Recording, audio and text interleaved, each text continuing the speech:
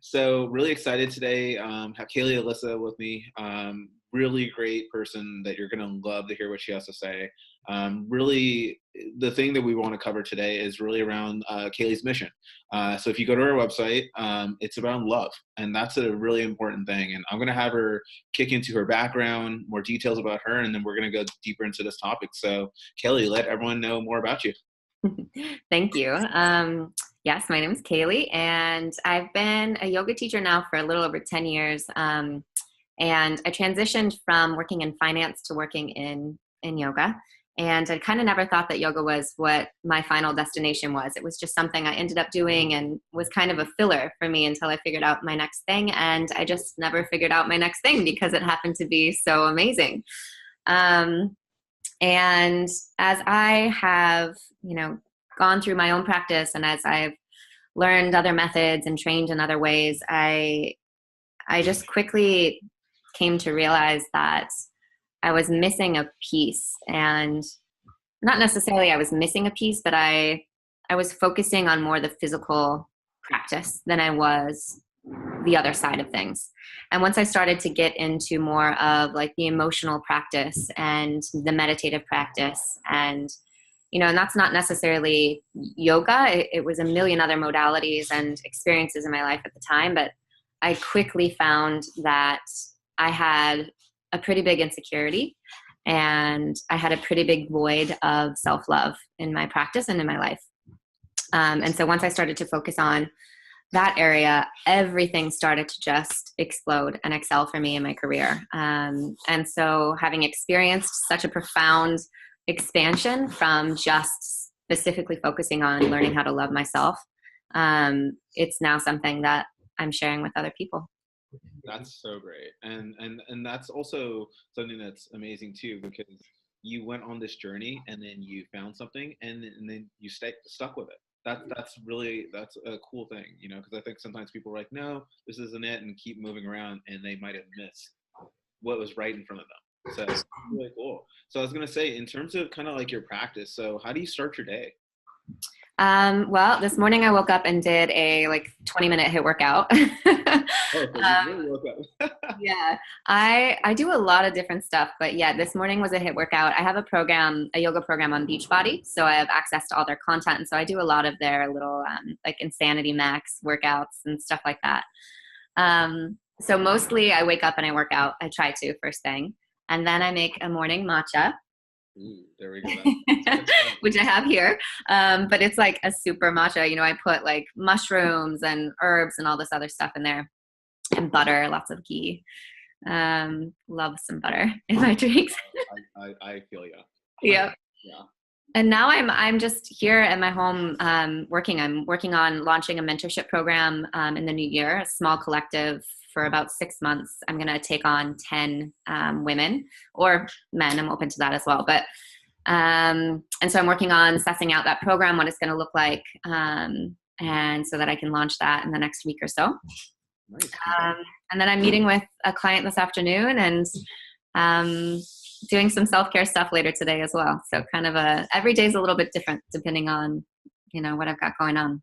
No, but that's great. And that's something that I think is so powerful. You'll start your day taking care of yourself, doing something, and then just kind of flow throughout that day. I feel like that's a lot of the things that people have questions on.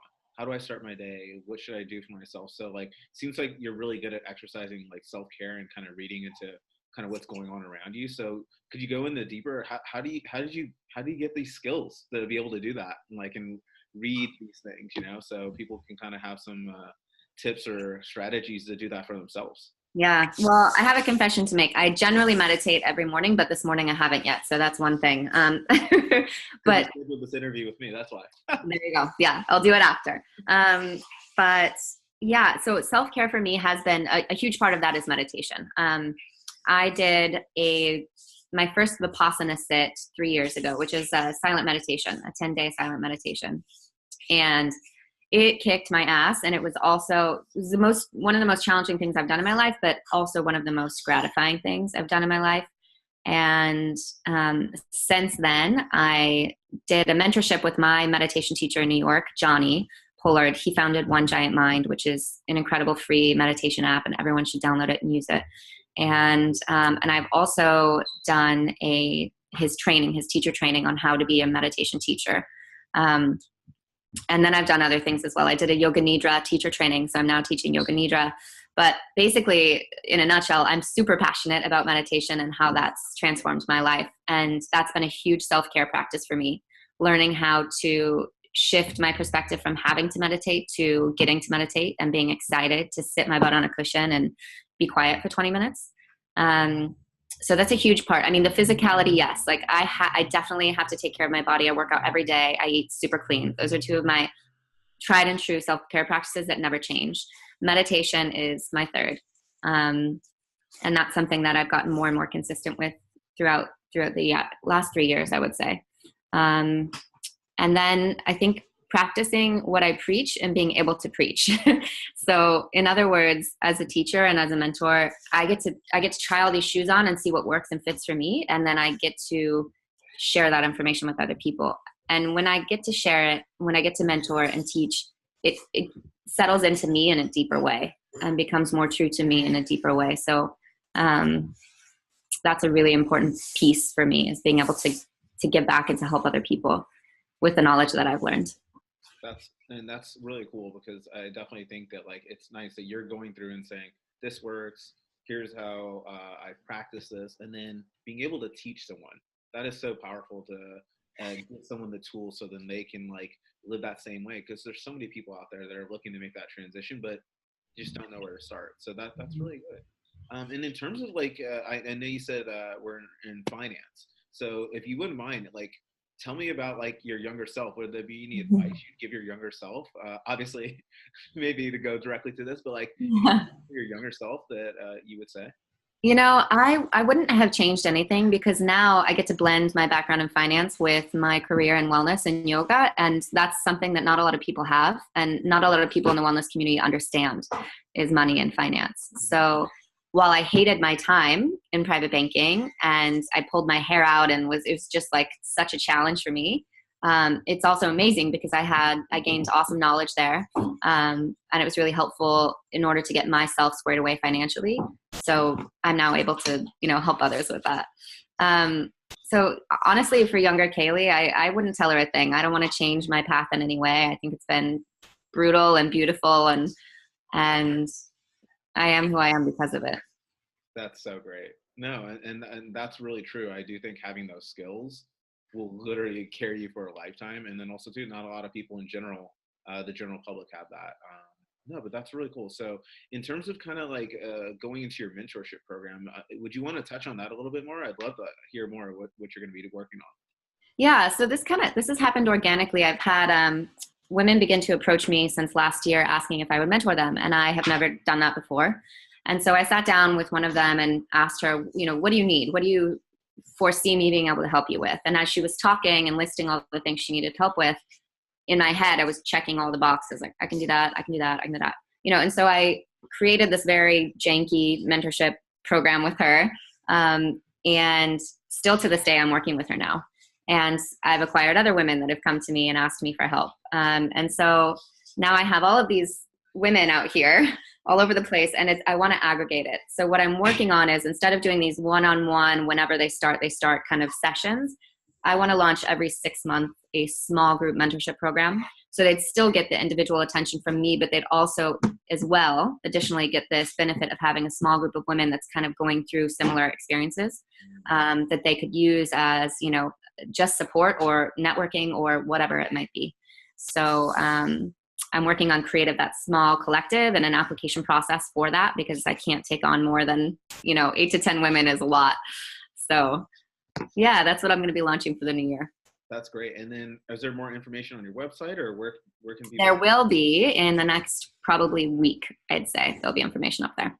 Okay, great. So make sure, and then list out your website so everyone knows where to go.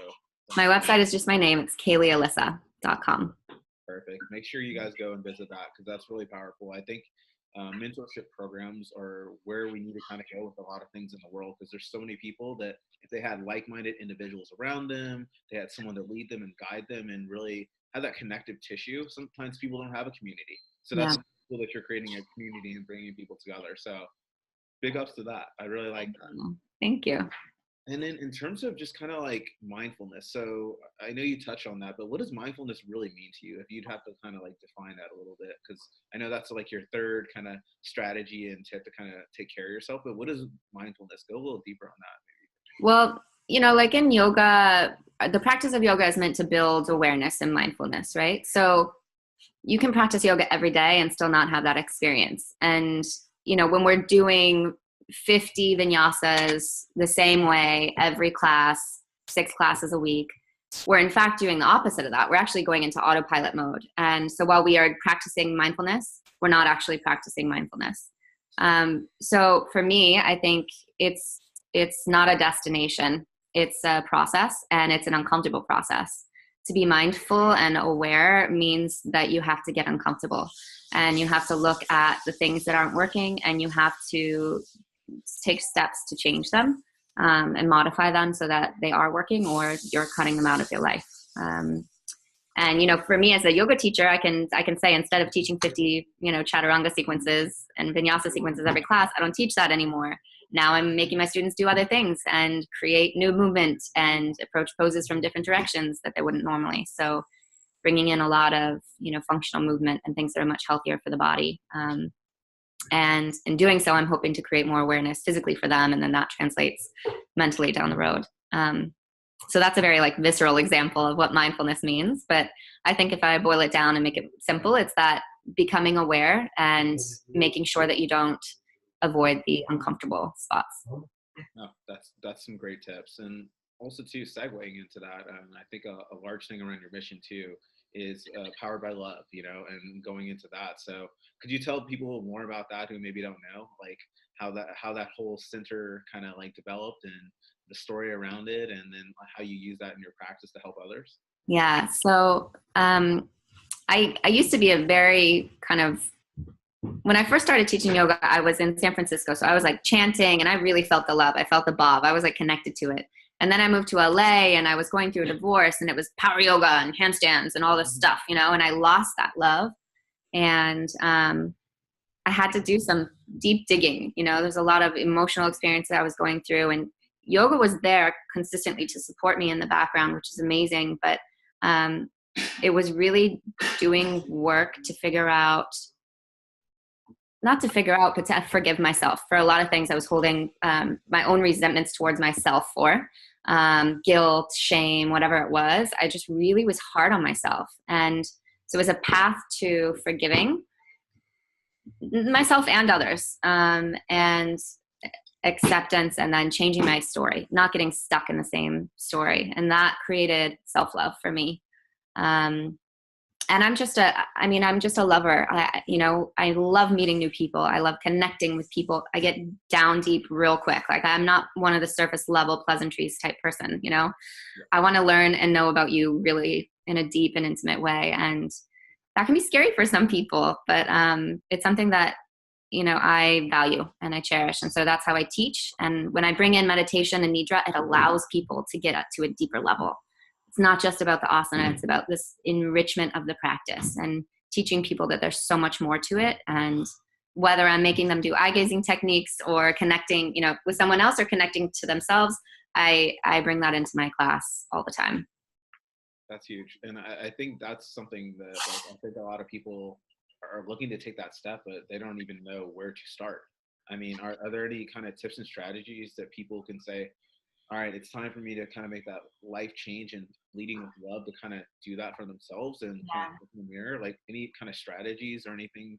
Yeah, I think start small. I mean, the mirror for me, that's big. When I had to, and I did this exercise, look at myself in the mirror and say something nice, instead of first think when I wake up in the mirror, looking in the mirror and saying something mean, which I do all the time. And I still catch myself to this day. So that's a big one for me. That's hard, but yeah, tiny little things. When I make my morning matcha, I'm really into how it's going to nourish my body. I add my special mushrooms. I add my oat milk. I do it in such a way that's so loving, because I know it's going to nourish me.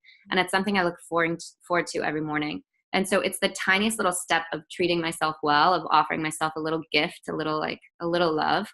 So it could be that small, or it could be, something bigger. But I think to think about it in an overwhelming capacity of like shifting your life and leading with love in all ways, it's too much, And so when you can start with a tiny little thing, maybe it's like when you get your coffee, just paying for the person behind you and not telling them that you did it, just leaving an extra $10 and just be like, hey, get the next person, and then leave. And, the rest goes to tip. But like little things that you can do for other people help to shift me. You can't really get into the frequency of love unless you first get into the frequency of gratitude. Love is a little harder. So if you can start in gratitude, that's also helpful for me sometimes to push me more into the love realm, whether it's like, your daily gratitude journal, or, just once a day checking in with yourself. Okay, I'm grateful for my body. I'm grateful for my health. I'm grateful for my well-being today. It could be simple like that. And that will help also get you into the love frequency. I like that. Yeah, no, that's great. And I really can feel the energy from you of like that love, the gratitude, and like really wanting to help others. Like, tell me, like, helping others and doing all this, like this, you got to be busy and a lot going on. Like, so how do you kind of make time for yourself daily? Do you carve that out? Do you just say, all right, I need to make sure an hour before I start my day, I get my workout and other stuff in? How do you make sure, as a busy life takes over and so many people with work, like the corporate jobs or the startup jobs that can be really painstaking, how do you find time for yourself? And are there tips and strategies so people can find time for themselves? Yeah. I mean, I get it a lot, and especially from like moms or parents, or, a startup is a baby too. So, it doesn't matter. You have to create time. If your kid wakes up at 6:30, you wake up at 5:30. You get your workout in, you make your matcha or whatever it is. You put your butt on your meditation cushion and you meditate. But like, you make the time. You have to. And if you don't, your health and wellness will suffer. And it's apparent, and a lot of people get to that point, and we don't really have tools to deal with stress and anxiety. No one really knows what to do about that. And meditation is that tool. Yoga is also another helpful tool. There's so many tools, but if there's one tried and true, it's meditation. So I think creating the time is huge. Like, don't use an excuse. Even if you have a startup and you're working 10 hours a day, wake up an extra 20 minutes early and do, just something. I think that, that mental fortitude is huge. No, and that's great. And then in terms of like your mindset, like I love the mindset you go with that, and like in general. So can you speak to how you came to this mindset, and how you're able to kind of continue to have such a mindset of gratitude, taking time for yourself, and then making sure you help others? Like, how can someone form that mindset or start shaping towards that? Yeah, I was raised by such a beautiful woman. I mean, my mom is the most loving thing in the world to this day. I just look at her and she's just a little ball of love, like, so I was lucky to be raised in such a loving and caring environment with her, and my dad as well, both very loving. And so I've always felt that, and I've always felt that connectedness and wanting to love other people. That's always been there. But the gratitude is not something I really practiced much until the last few years. And part of it was inspired by my community and seeing other people starting to, talk about gratitude in some small way that resonated with me. And then part of it was kind of my own research and reading certain, books that I've stumbled across. And, one really impactful book that kind of shifted a lot for me was this book called The Journey of Souls. I don't know if you've heard of it. No. Tell me. Yeah. I was given it by this guy who I was really casually seeing, and I didn't really read it. It was just sitting, next to my bed for a long time. And finally one day I didn't have anything else to read. I'd read all my stuff and I just picked it up and I was like, well, I'm bored. I'm just going to try and, see. Flash forward to like 9 hours later, I have finished the book. I stayed up all night reading it, and I text this guy who I'm no longer seeing. And I'm like, wow, thank you for this book. He's like, you just read it? Holy shit. Just all of a sudden it was so beautiful and it made such sense to me. And basically, it's very esoteric, but it's a real book. It's a psychotherapist who's now passed away who does past life regressions. He starts working with clients to figure out, what issues they're dealing with in this life that came over from the last that they can't resolve here. And in doing so, he starts these clients not only talk about their past lives, but they talk about what happens when they're in between the past lives. And their accounts are all so similar, down to the frequencies that they hear, the color that they see, the experience they go through, the the schedule of whatever it is once you pass, what all the little dots are that you go through. And so he writes a book about it. And after reading that book, everything shifted for me, because I realized like how we're all here to create and to co-create with each other. This is the human experience. This is why we're here, and why we have been blessed with these bodies and the senses and all these things. And that we also are here with our soul tribe, our soulmates, whoever they are, whether it's your dog, your mom, your best friend, your, whoever, they're a part and a piece of your story, and you are theirs as well. And so once I read that book, everything just like, I started to look at people in a different way, and I started to look at myself in a different way, and just really like, wow, how spectacular it is that all these people are on this journey together, and that we're here to create and to co-create. And it's all about love. We all are here from love, and it just was profound for me. And I think that was a pretty pivotal moment in my life after reading that book. And I still, like, to this day, I think about it, and I read it multiple times, and I use it and tell my students to read it. And so yeah, I would say that's kind of when it started shifting for me. No, that's great. And you said Journey of Souls? Journey of Souls, yeah. Everyone should have them read that. That sounds, wow. I had no idea about that book, but that's, okay, yeah, that sounds great. Really beautiful. But in terms of just like you kind of like setting yourself up for like a new year, setting yourself up for a new month, or just kind of a new week, are there any kind of ways that you kind of plan things out so you can hit the ground running, but then do it in a way that like you stay mindful of, like, hey, if I have to work a lot today, I can still work in what I need to get done, and then not go to the brim. And because I think so many people just hit that breaking point, it's already too late when they can. So a lot of people overcommit, and I do that too. I want to do it all, and my schedule gets so full. But I mean, scheduling is huge. I've had assistants here and there. I need to get another assistant, actually, but I'm in charge of my own schedule right now, and I'm doing a pretty good job at it. And some people need a paper planner so they can see it all. They can see it written out. They can erase things and write things in. It's there for them. I'm using, my Google Calendar, and that seems to help for me. But, before the day starts, before the next day starts, before I go to bed, I just glance and see what I have going on the next day, just to make sure. And then I can plan, okay, I've got all of these things happening, these meetings, these calls. Here's my window for my workout. And, and then do I have any spare time? And if I do have spare time, I've got a to-do list. Apple has that like reminders to-do list thing. I use that all the time. So then I'll go down my to-do list in my spare time, just check those things off.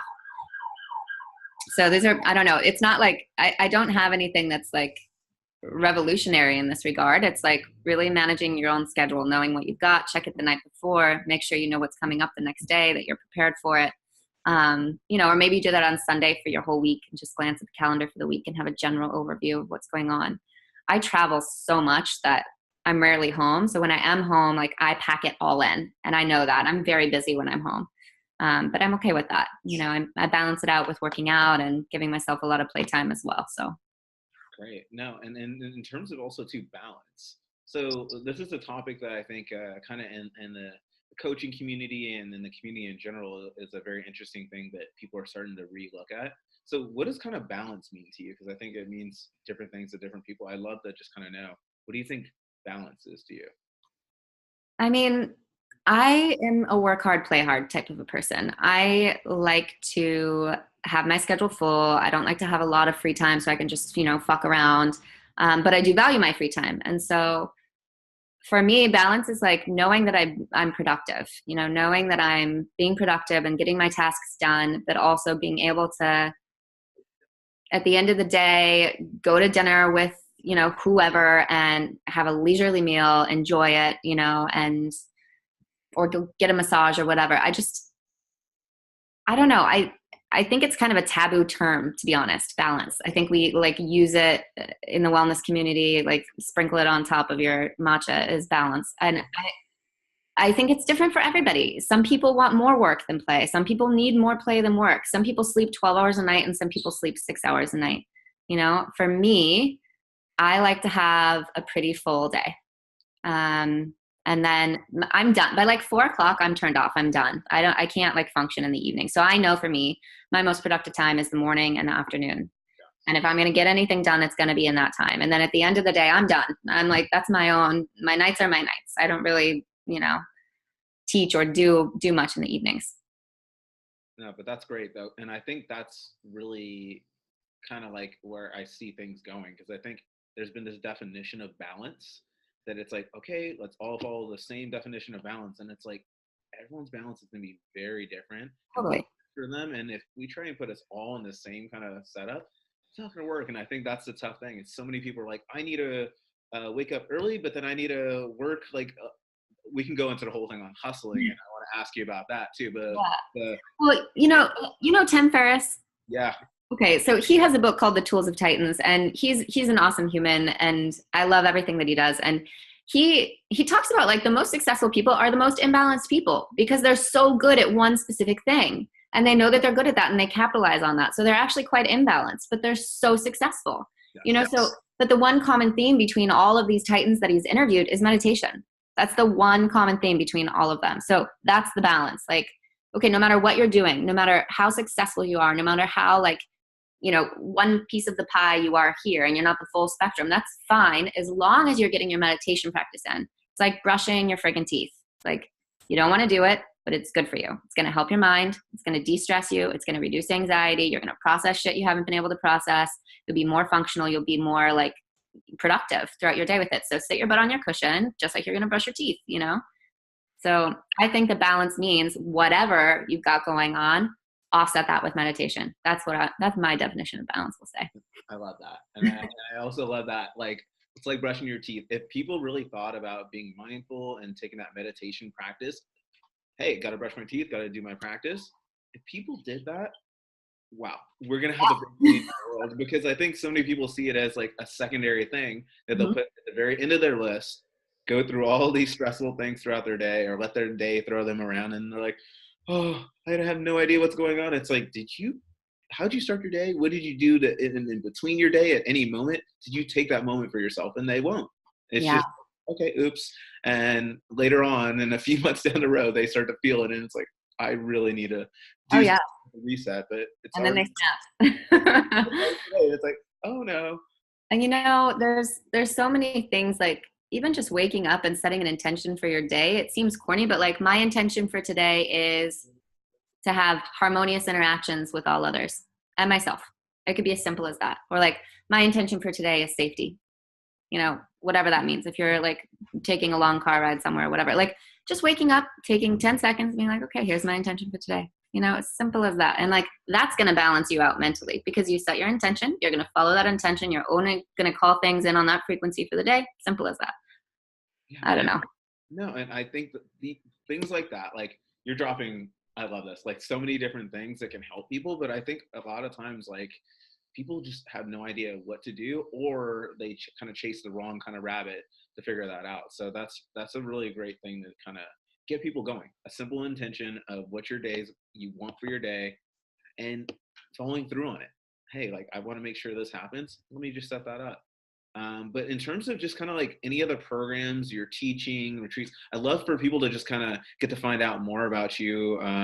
So you always shout out your website, but like tell us on like Instagram, tell us all your details, and just let us know more so people can find out.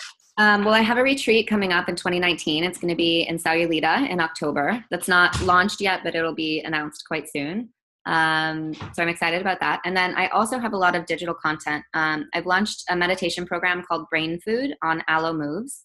That just came out about a month ago, and it's really lovely. And I also have a 360 Sculpt program on Aloe Moves. And that's really like a soapbox program for me. That's preaching everything I talked about before, like, what yoga is lacking, modern yoga is lacking. It's no vinyasa sequence. It's really like functional movement and really healthy movement to strengthen the body. So I'm really proud of those two programs. I've got another one coming out next month in January with them. It's about energy. It's more Kundalini based. And so, you can find me on Aloe Moves. I have some free content up on YouTube, which I'll be creating more of. And that's just my name, Caley Alyssa. It's also my social media handle. my retreat in October next year, and my mentorship program, which I'll be launching in the new year. So yeah, I think that's it. No, but those are great. And you said Allo, and how can they access that, or where can they go find more about that? Yeah, so Allo Moves is an app, and you get free, I think free 14 days the first time you sign up. So it's like a monthly subscription, basically. I think it's super cheap, like 10 to 20 bucks or something like this. Great. You have access to all the content on there. So it's me and a bunch of other teachers. And then, I have stuff too I've got a program on Beachbody, a yoga program on Beachbody. And then on my Yoga Works and Mind Body Green, I've got a couple programs up there. All these are linked on my website. So if you need any direction, just go straight to my website and it's all up there. That's where the key is right there. Go to the website, go to social media, unlock those keys, and you're going to get it all. And to finish up today, are there any kind of things you want to leave people with, or any strategies, tips, any kind of just like passing words? I'll leave you with my favorite quote. And this was told to me I was on a shoot for Manduka Yoga up in the desert in Joshua Tree. With Patrick Beach, actually, before he became Patrick Beach. And it was really cool. I was kind of going through a bit of a breakup, an emotional time. And the guy in the car, his name was Rand Denny.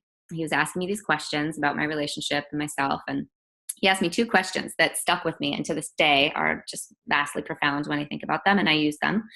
And the first question is, does it limit or liberate you?